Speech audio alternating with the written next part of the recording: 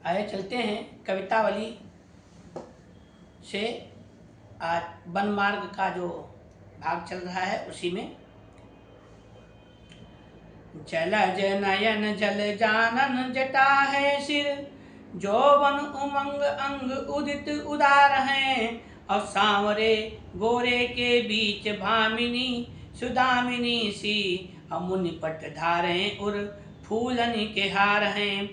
करनी सरासन सिली मुख निसंग कटी, अति ही अनूप काहू भूप के कुमार हैं। तुलसी बिलोक के तिलोक के तिलक तीन, रहे नर नारी जो चितेरे चित्र सार हैं।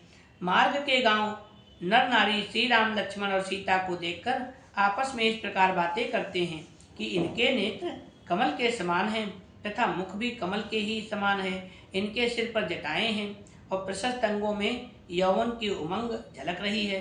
सांवरे श्री रामचंद्र जी और गोरे लक्ष्मण जी के मध्य में बिजली के समान आभा वाली एक रमणी सुशोभित है।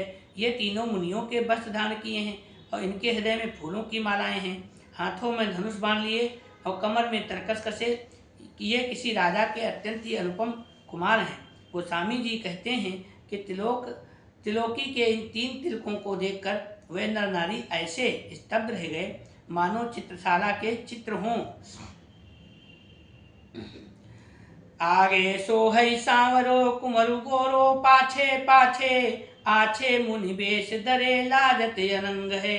बान विशिशासन बसन बन ही के कटी, और कसे हैं बनाइनी के राजत निसंग हैं।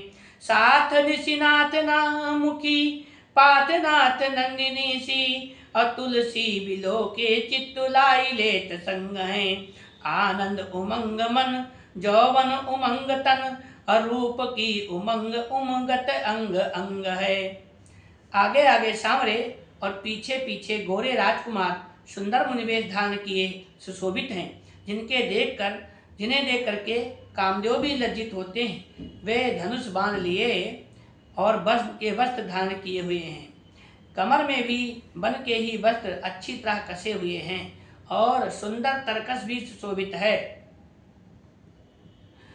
साथ में समुद्र सुता लक्ष्मी के समान एक चंद्रमुखी। गोस्वामी जी कहते हैं वे तीनों देखने से मन को संग लगा लेते हैं।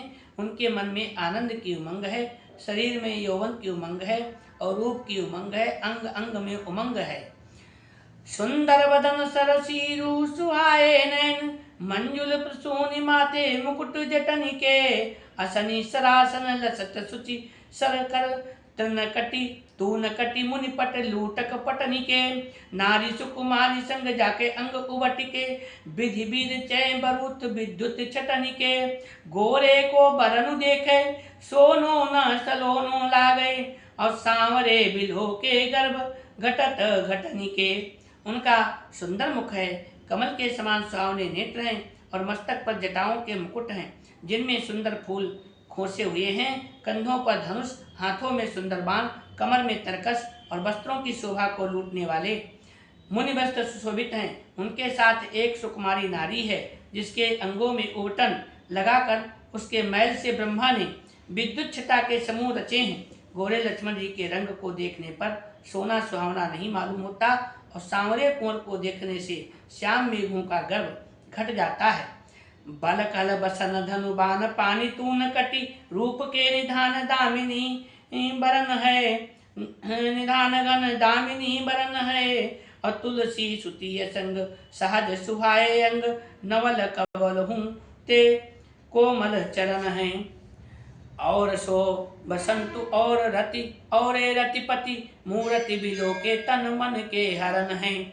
और तापस वेश बनाई पथिक पथे सुहाई, चले लोक लोचनन सुफल करन हैं।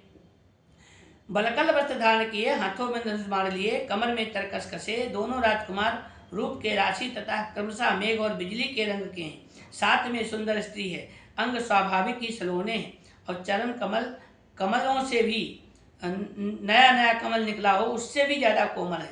लक्ष्मण जी मानो दूसरे बसंत, सीता जी दूसरी रति और श्री राम दूसरे कामदेव हैं। कोटि मनोज लजावन हारे। उनकी मूर्तियां अवलोकन करने से तन मन को हरने वाली हैं। ऐसा जान पड़ता है मानो ये तीनों बसंत, रति और काम सुंदर तपस्वियों का भेष बनाए पथिक रूप से मार्ग में लोगों के नेत्रों को सफल कर रहे हैं। तो आज इसका अभी एक और भाग जाएगा, वो कल फिर बोलेंगे। जय श्री राम।